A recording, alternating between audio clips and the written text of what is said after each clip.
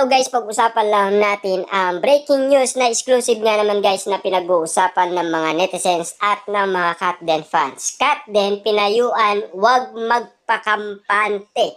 Bakit kaya?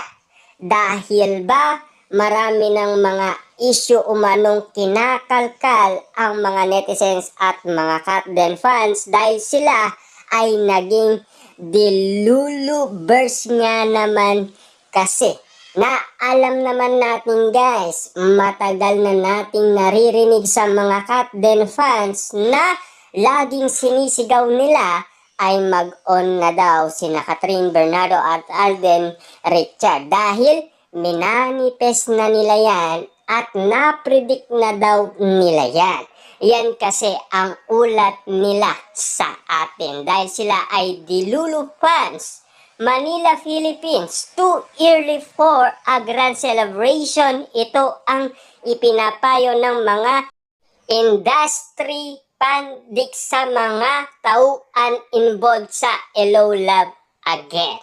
Sa ngayon ngay naabot na ang Katden movie ang 1 billion mark in both local and international screen. Guaranteed na si Catherine Bernardo at Alden Richard ang tatanggalin box office queen at box office king respectively, pero may payo sa mga bumubuo ng Hello Love Again. Siyempre, sinasabi nga naman kasi guys ng balita, huwag silang magpakampante dahil alam naman natin mataas ang chance na aabulin nila sa dating nagpabagsak sa kanila.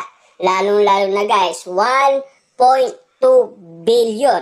Kaso nga lang guys, talagang palaban na palaban ang mga Katden fans at mga netizens na sumusuporta kina Alden Richard at Catherine Bernardo na ayaw nilang ipatalo ang kanilang idolong sina Alden Richard at Catherine Bernardo.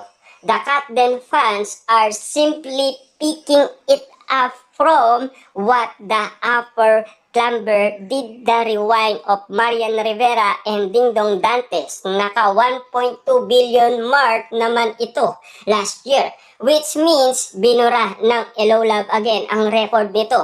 Hello Love Again, it's now, yan ang pinaka malupitan movie ni Catherine Bernardo at Alden Richard na talagang binigla nila tayo dahil agad-agad nga naman kasi kumita nga naman ng malaki ang kanilang movie. Kaya nga naman guys, tinawag na the highest grossing Filipino film of all time.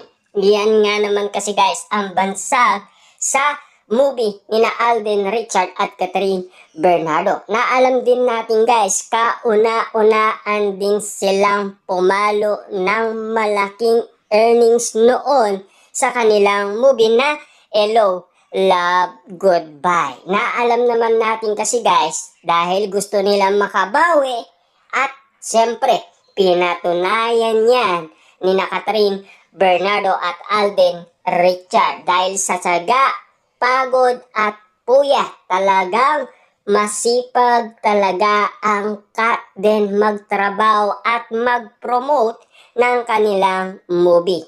Nang dahil nga naman kasi guys sa kanilang pagpo-promote, nabaliw nga naman kasi ang mga Delulu fans.